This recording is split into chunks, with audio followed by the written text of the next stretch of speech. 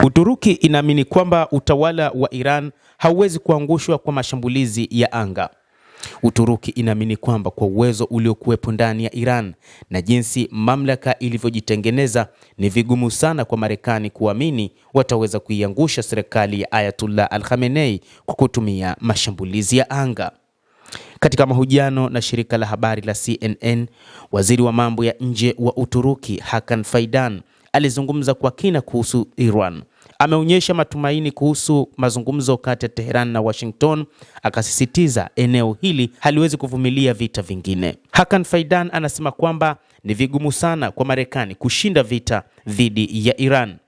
Iran ni moja kati ya mataifa yenye nguvu katika eneo la Mashariki ya Kati na ni moja kati ya mataifa ambayo yamejipanga kwa muda mrefu kwa ajili ya mapambano dhidi ya Marekani pamoja na Israel, kutokana na ukweli kwamba mataifa hayo yameisaka Iran kwa muda mrefu tangu mapinduzi ya mwaka 1979, na hivyo taifa hilo kila mwaka na kila kukicha lilikuwa likitafuta mbinu mbadala ya kuweza kupambana na mataifa hayo ya Marekani pamoja na Israel. Hata hivyo, rais wa Uturuki Recep Tayyip Erdogan ni moja kati ya watu wanaofuatilia kwa karibu suala hilo, na juhudi za Uturuki zote zinalenga kuzuia mzozo wa kijeshi. Akijibu swali la mtangazaji wa kituo hicho cha CNN kuhusu maandamano na mauaji makubwa ya Januari pamoja na madai ya mabadiliko ya utawala, Bwana Hakan Fidan, waziri wa mambo ya kigeni, alisema kuwa kwa maoni yake serikali ya Iran haiwezi kuangushwa kwa shambulio la anga, bali mfumo utadhoofishwa na huenda usiwe tena na uwezo wa kutekeleza majukumu yake, na udhaifu huu utailazimisha serikali kubadili mwelekeo wake kwa misingi. Lakini nalo hili linahitaji nguvu ya ziada, ni jambo ambalo halitowezekana kwa sababu Wairani wenyewe tayari wameshakuwa na nguvu moja ambayo hata wakati wa maandamano waandamanaji walijigawa katika makundi mawili: wale walioitetea serikali na wale waliokuwa wakifuatilia juu ya haki zao kutokana na kushuka kwa hali ya uchumi. Jambo jingine ambalo limeelezwa ni kwamba serikali hiyo haiwezi kuangushwa kwa sababu ya namna ambavyo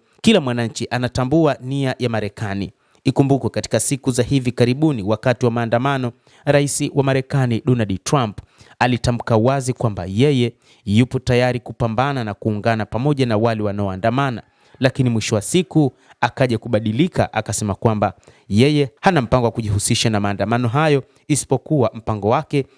ni kuiona Iran isiwe na nyuklia. Hili liliwastaajabisha watu wengi na likuja kudhihirishwa na makamu wake wa rais JD Vance, ambaye aliweka wazi kwamba mpango wa serikali ya rais wa Marekani Donald Trump huko nchini Iran si kuungana na waandamanaji, bali ni kuitaka Iran isiwe na makombora ya ballistic, lakini pia isiwe na nyuklia. Hiyo ndio mipango mikubwa ya rais wa Marekani, na yote hayo ni kwa sababu ya kile kilichotajwa kwamba ili ya kuhakikisha kwamba Iran haiwi nchi tishio katika eneo la Mashariki ya Kati. Hili liliwafanya wananchi nchini Iran kuona kwamba kumbe katika ulimwengu mataifa, hasa haya mataifa ya Marekani na Magharibi pamoja na Israel, mipango yao ni kuharibu utawala wa Iran, na hata walikuja na mpango huo pia kwamba lazima wauangushe utawala huo. Lakini baada ya kuona kwamba mipango mingine si kwa ajili ya kuungana nao bali ni kwa ajili ya kuiharibu nchi yao, wakaona waachane na mpango huo, na vikosi vya serikali vikashinda katika kutawanya maandamano hayo. Katika sehemu nyingine ya mazungumzo hayo, waziri wa mambo ya nje wa Uturuki alizungumzia simu aliyopokea kutoka kwa waziri wa mambo ya nje wa Marekani Marco Rubio wakati wa vita vya siku 12 kati ya Iran na Israel, na jinsi Rubio alivyomfahamisha kuhusu shambulizi lililokuwa likitarajiwa dhidi ya Iran, naye akajulisha haraka wenzake wa Iran kuhusu jambo hilo na kwamba Iran ilijiandaa vilivyo katika kupambana dhidi ya Iran. Kwa hivyo Uturuki inaona kwamba moja kati ya mipango ambayo imesaidia Iran ni pamoja na ushirika ambao upatia utawala wa Iran, jambo ambalo lilikuja kusaidia katika kuhakikisha Iran inajilinda vilivyo. Na hata wakati huu bado taifa la Marekani linajiuliza ni nini ambacho linaweza likafanya wakati huu,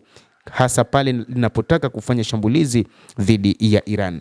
Endelea kutufuatilia mtazamaji, lakini ni kusihi usisahau kulike, usisahau kucomment, kadhalika kusubscribe channel yetu hii ili upate habari hizi kwa mapana kupitia The World News. Mimi ni Adam Hussein, endelea kuwa nasi wakati wote, endelea kutufuatilia uweze kufahamu mengi yanayojiri duniani.